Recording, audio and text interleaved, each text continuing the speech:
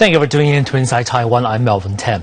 On July 22nd, President Ma Ying-jeou met with one of the women's doubles winners of this year's Wimbledon, Xie Shiwei. President Ma said that the government will help players raise sponsorship money so that they can compete for the glory of Taiwan. Xie said that she is about to leave for Vancouver to participate in competitions in preparation for the U.S. Open. Xie Shiwei, the women's doubles champion at this year's Wimbledon, had a special meeting with President Ma Ying-jeou. The president not only praised Xie's achievement, but addressed the issue of lack of funding for Taiwan athletes. He said that the government will certainly provide assistance and help raise sponsorship funds. The president went on to say that the government would help cultivate athletes, raise sport awareness, and continue to strengthen the concept of sport being an important part of overall health. Xie has now accumulated 5 large sponsors worth 10 million NT dollars. Her short trip to Taiwan will soon be at an end. She says she will leave for Vancouver and continue on to compete in the U.S. While in Taiwan for over a week, Xie rested and refrained from weight training. She said that she trained by competing. On July 29th, she will participate in the Vancouver Women's Tennis Association tournament, which has a total prize money of $100,000 US. She will then move on to battle for victory at the U.S. Open. While the Coast Guard Administration vessel number 21 was on duty for fishery protection at the South China Sea, it found and rescued 3 Filipino fishermen who had been adrift at the sea for 5 days because their boat lost power. One of the rescued crew, who spoke some English, said that they ate only seaweed and coconuts found floating at sea, and that thoughts of his family helped him to hang on until the moment of rescue. Lifting his 3-month-old baby girl's outfit tied to the arm, Filipino fisherman Renault exclaimed that thoughts of his family helped him to hang on until the moment of rescue. While performing fishery protection duties at 37 nautical miles southeast of Cape Eluanbi, the Coast Guard Administration's Weixing ship number 21 found and rescued 3 fishermen in a small sampan adrift at sea after losing power. When the men saw approaching rescue boats, they immediately jumped into the sea. After swimming towards and climbing onto the lifeboats, they prayed and gave thanks for being rescued. According to the crew, they came from a small island northeast of Luzon Island in the Philippines. On July 15th, they began a sea fishing trip with another boat and encountered Tropical Storm Cimarron the very next day, which broke the ship hull such that the ship began taking on water. They were rescued after drifting at sea for 5 days. The other boat wasn't so lucky, however, as 3 crew members went missing and 1 dead body was found by the CGA ship on its way back to the port. CGA says that the 3 rescue men were found to be slightly dehydrated, though mostly healthy. They will be sent back to the Philippines after their identities were verified by the National Immigration Agency. The fishermen who died during the storm will also be sent home after examination by the prosecutor's office. The Ministry of National Defense previously set a target of recruiting 28,000 volunteer soldiers and reserves this year. And as of June, however, the number of recruits stood at mere 462, which is just 2% of the goal. Legislators believe the shift to an all-volunteer force will face even more obstacles following the death of Hong Zhong-chiu, while the MND has said that there will be bold and decisive reforms. The Ministry of National Defense had previously set a target of recruiting 28,531 volunteer soldiers and reserves this year, offering monthly salaries starting at 29,625 NT dollars. At the end of June, the number of recruits for the armed forces stood at only 462, or less than 2% of the goal. The death of soldier Hong Zhong-chiu has further dampened enthusiasm for enlisting in the military. Therefore, legislators worry that the shift to an all-volunteer force in 2015 has become even more difficult. In response, the ministry said there was a surge in the number of recruits at the beginning of July, and if these are included, then the rate stands at 31%. It also admitted that the Hong Zhong-chiu case has damaged the image of the military. MND spokesperson Luo Shaohe said the ministry is still assessing the impact of the case on recruitment and that the ministry will undertake bold and decisive reforms, including a focus on the protection of human rights. In this way, it hopes to reassure parents whose children enlisted the military. Currently, Taiwan is home to 320,000 Chinese spouses, with many of them aspire to higher education. Starting next year, they will be able to take the 2-year vocational and technical joint college entrance examination as long as they hold credentials from accredited senior high or vocational high schools. Although Taiwan's universities have opened their doors to Chinese students, the number of enrolled students remains low. In addition, the declining birth rate has also reduced the number of students in junior colleges. Therefore, the Ministry of Education is planning to allow Chinese spouses to sit for the 2-year vocational college entrance examination. Out of the 320,000 Chinese spouses who reside in Taiwan, 42% have completed high school or vocational high school. In order to qualify for the examination, they will need to have credentials from one of the MOE's 222 accredited Chinese schools. However, some junior colleges believe that restrictions should be further relaxed to give more Chinese spouses the opportunity to continue their educations. The University Entrance Committee for mainland Chinese students adds that the MOE should negotiate with China so that the latter will also accept the results of the entrance examinations. The MOE has also said that in the future, not only will vocational and technical colleges be open to Chinese spouses, they can also apply for 4-year universities without needing to take the entrance examination should they meet the required qualifications. The Directorate General of Budget Accounting and Statistics announced that the unemployment rate was 4.14% in June, and the rate increased by 0.08% from May as a result of it being the graduation season. In addition, from January to May, the real average salary was only 48,725 NT dollars, down 2.16% for a 4-year low, while real income levels have continued a downward slide for 16 years. Impacted by the large number of recent graduates, the Director General of Budget, Accounting and Statistics announced that the June unemployment rate was 4.14%, up 0.08% from May. The total number of unemployed was 470,003, up 10,000 from May due to 12,000 new graduates seeking a first job. The unemployment rate of those 20 to 24 years of age was 13.34%, up 0.6% from May, and 7.13% for those aged 25 to 29, up 0.18% from May. For those with a college degree or above, the unemployment rate was 5.25%. Up 0.29% from the previous month. The DGBAS pointed out that according to past history, the unemployment rate in July and August should increase to some extent. From January to May, the average monthly salary was 49,797 NT dollars, down 0.76% from the previous year. This was mainly due to the reduced impact of year-end and performance bonuses at the beginning of the year. If you take the price index of 1.44% over the same period into account, the average salary was at a 4-year low.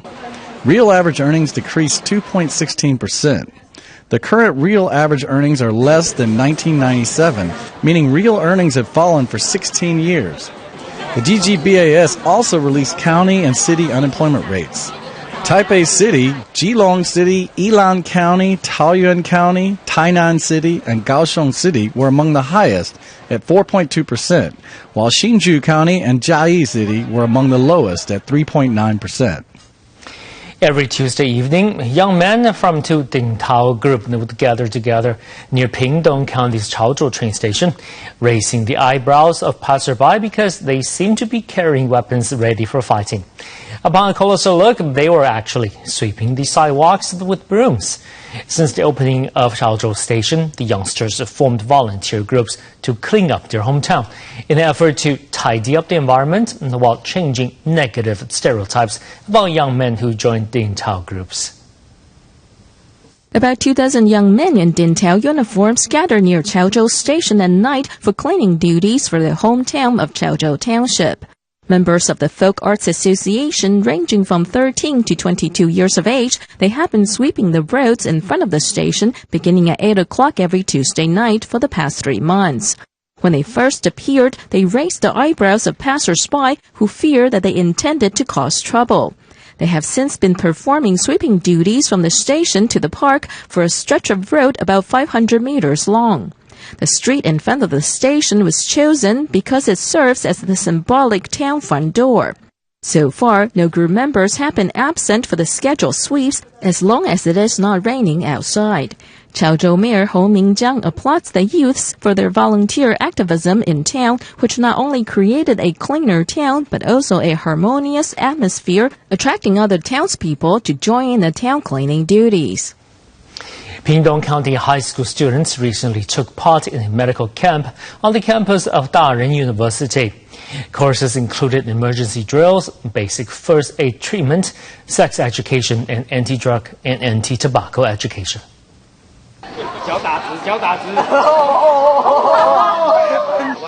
During the course of this activity, the students learned correct belaying techniques. During this 5-day, 4-night medical camp, the youth were also instructed in how to administer basic first aid treatment, such as binding a wound to staunch bleeding and how to transport injured victims. In this way, they not only learned basic medical skills, but also how to work in teams. This camp, now in its 14th year, was originally organized by a group of dedicated Pingdong High School students to impart knowledge.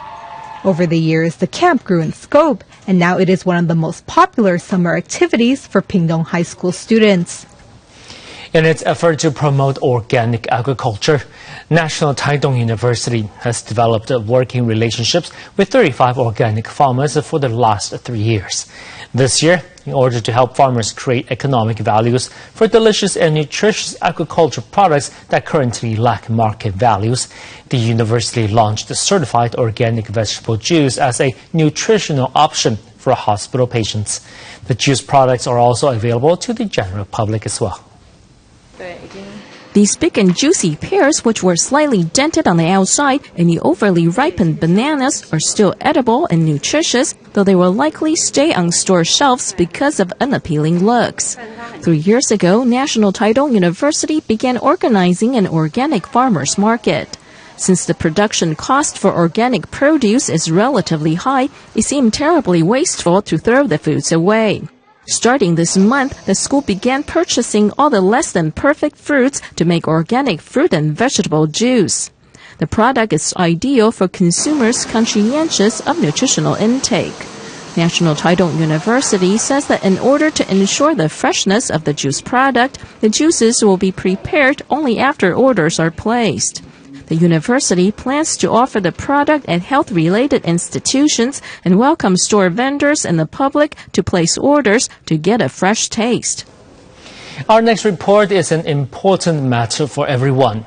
If you get lightly bumped and it causes bruises or bleeding, you may be suffering from a rare disorder called purpura. And this is a thrombocytopenic disease that affects about 2,300 people throughout Taiwan. This little girl's body is covered with red spots, and her feet have large bruises. She did not have an accident, but is instead suffering from thrombocytopenic purpura. Those suffering from purpura may have large bruises as a result of minor bumps, or even brushing the teeth will cause bleeding.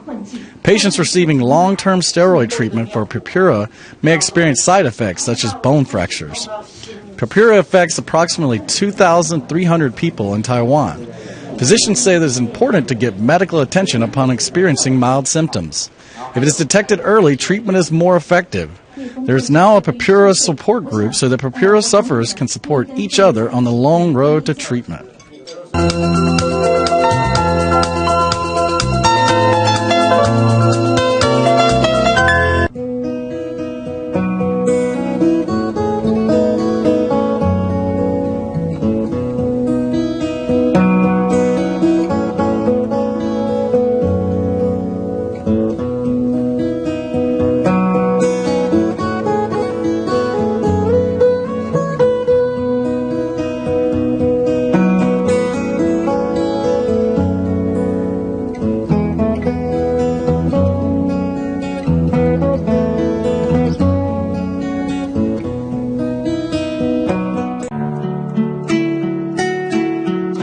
10 years ago, Zhibo Villa was forgotten and broken down.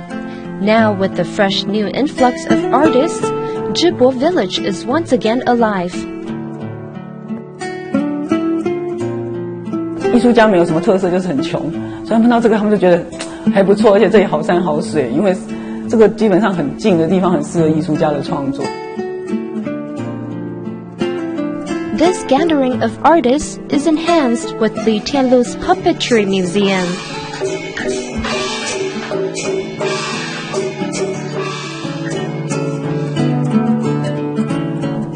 The combination of art and culture changes a messy courtyard into the perfect stage for a puppet show.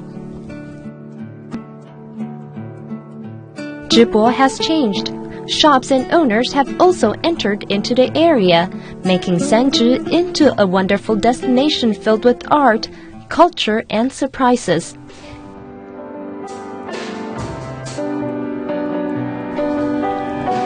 Every building and every performance is a beautiful artwork, waiting for you and me to discover.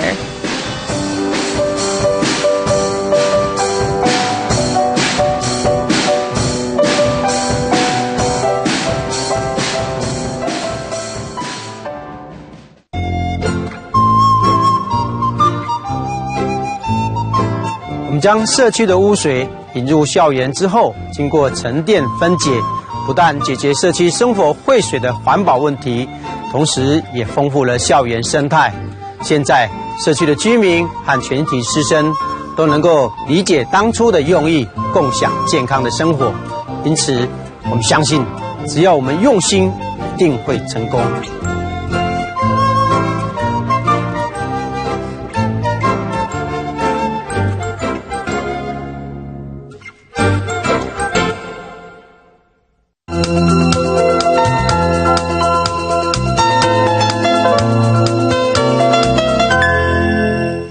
Welcome back to Inside Taiwan. I'm Melvin Tem. After 6.5 years, the Taiwan High-Speed Rail is planning to raise its fares. Taiwan High-Speed Rail Corporation Chairman Oh Jing-de said that there would be a meeting of the board of directors at the end of July and beginning of August when the price hike will be discussed. The price increase could exceed 9% and will go into effect in October at the earliest. The whole car is painted inside and out with characters from the Cartoon Network, such as Jake the Dog from Adventure Time and the Powerpuff Girls. Bright colors are everywhere, and even the seat headrests, towels, cups, and napkins have cartoon images. After 6.5 years, the high-speed rail is getting new blood. The new car is called the Happy Cartoon Train, and it will soon officially join the high-speed rail. Most people, however, are more concerned about the high-speed rail fares rising.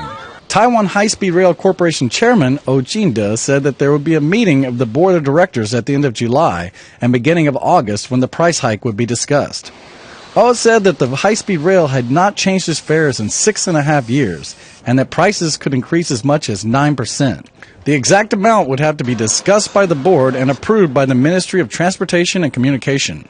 The change in price will occur in October at the soonest. Using the current price from Taipei to Kaohsiung as an estimate, the current price of 1,490 NT dollars could rise to 1,630 NT dollars. That would mean a passenger would pay 280 NT dollars more per round trip. In order to soften the blow, Oh said the board would also be discussing price hike support measures, such as cutting off-peak fare prices. A memorial service for film director Jing Aoxun, who passed away on June 22nd due to lung cancer, was held on July 21st.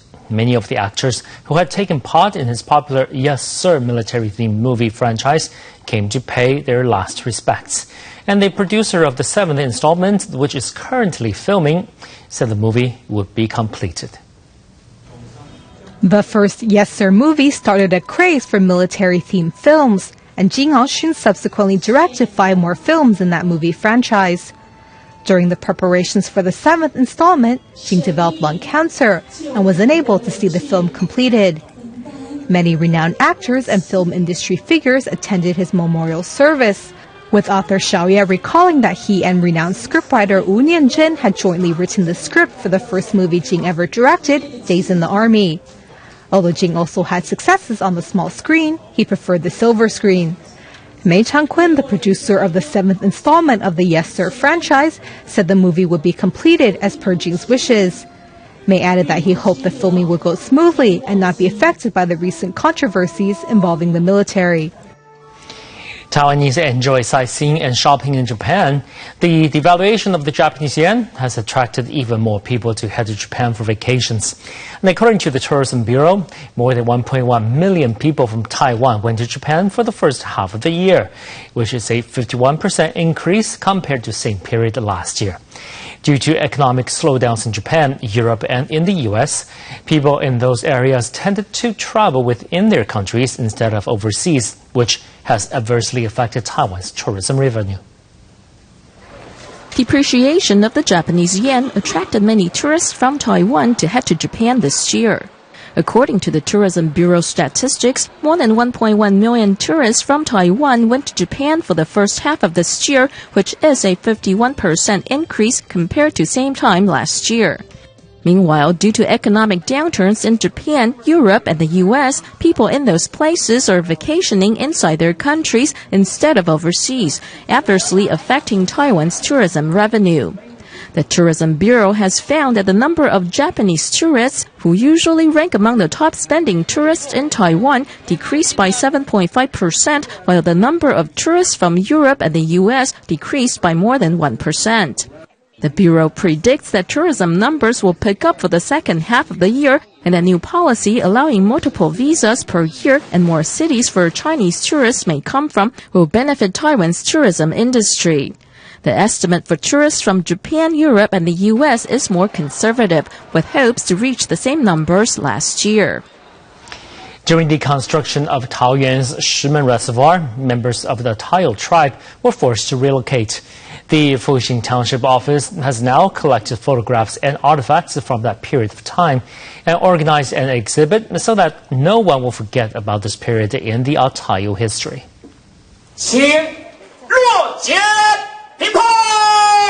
Representatives from the Atayal tribe and Taoyuan County government officials jointly cut the ribbon at the opening ceremony. The exhibit details the story behind Shimen Reservoir and relates the history of the Atayal people who were forced to leave their homes and ancestral land so that the reservoir could be constructed. Tribal elders recounted their experiences from that time, saying that even though the reservoir indirectly spurred economic development, the price that was paid was their homes. Several of them cried as they thought back to those difficult times and said they hope this exhibit will allow everyone to learn the true story. This permanent exhibit was the first large-scale exhibit organized by the Fuxing Township office.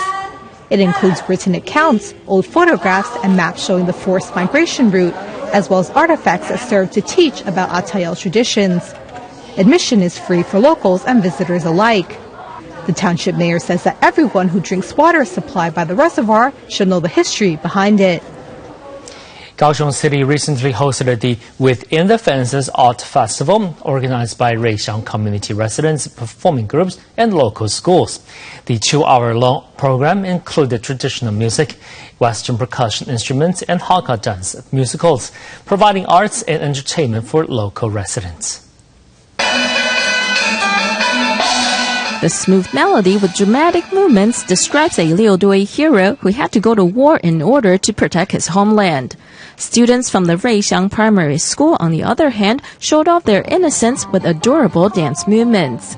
Women from Reixiang community also danced with vigor, inviting audience members to join in the fun. Kaohsiung City Tianzhen District Reixiang Neighborhood Chief says that the Within the Fences Art Festival was organized to introduce the culture of Hakka songs and dances to the public. The event was planned entirely by community residents who are proud of presenting their passion and unique style of art to share with visitors to this town next to the harbor. Welfare organizations recently held a concert in Hualien City, teaming up music students from Hualien's Shouling Township's Jingmei Primary School and New Taipei Municipal Fuhe Junior High School. This concert was organized by welfare groups to give students from the city and countryside an opportunity to interact. Students from New Taipei Municipal Fuhe Junior High School and Shouling Township's Jingmei Primary School performed both Western classical music and indigenous folk songs. The first performance featured Jingmei Primary School students singing a popular Taroko folk song. They received a warm round of applause from the audience. Then New Taipei Municipal Fuhe Junior High School's 12-member orchestra performed some classical music favorites. They said they were all excited to have the opportunity to travel to Hualien and interact with students from a rural school. The concert ended with the students from the two schools performing together in perfect harmony using violins and guitars. Students from both schools said they hope they will have the opportunity for further collaborations in the future.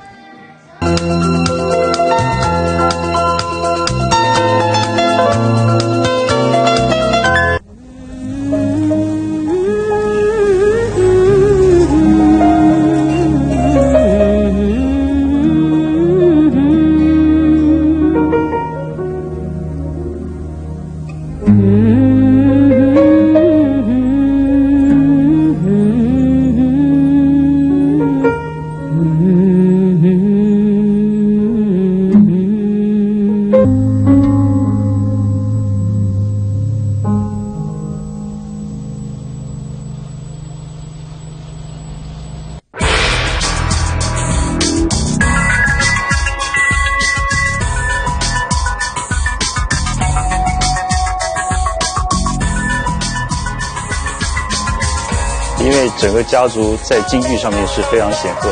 那以前来讲，在家里面有剧团，也有剧校，剧校叫明春社，都是非常非常有名。那在04年的时候，我的父亲往生了，就是我跟我哥哥来讲，我们也会觉得这个传统就是京剧这个传统这个文化啊，在我们家族快没了。有了这样的危机感，为了家族传承，兄弟两人开始致力京剧商品的创新与研发。在这过程中，他们也重新找到父亲无形中留下的许多宝藏。我母亲跟我讲过一句话，她说：“你父亲没有留下来太多的金钱给你，可是他留一个矿给你，你要自己去挖。”期待能将京剧艺术开拓出新的里程碑。西式奇品将浓浓的京剧东方气息融入于现代商品中，开创出独特的品牌风格。充满东方美学符号的设计精品让人惊艳。兄弟两人也期望能将观众从街头带回剧院，将京剧文化延续下去。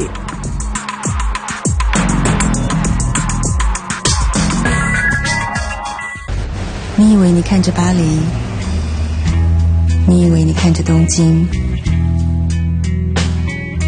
你以为这是你第一次看见它，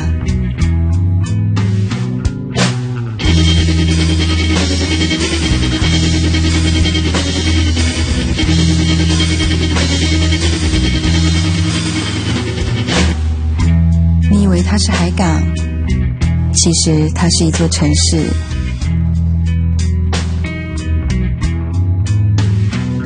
当你看见这个城市，城市也看见你。高雄。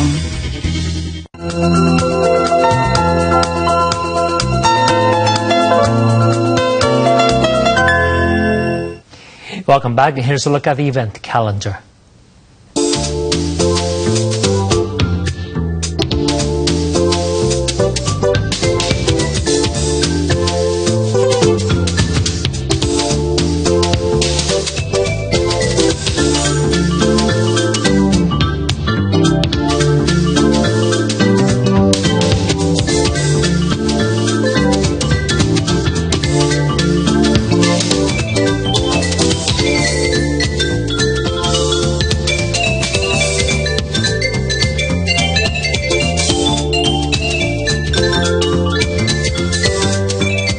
And that concludes today's Inside Taiwan. I'm Melvin Tim. Thank you for watching. I hope to see you again tomorrow. Take care.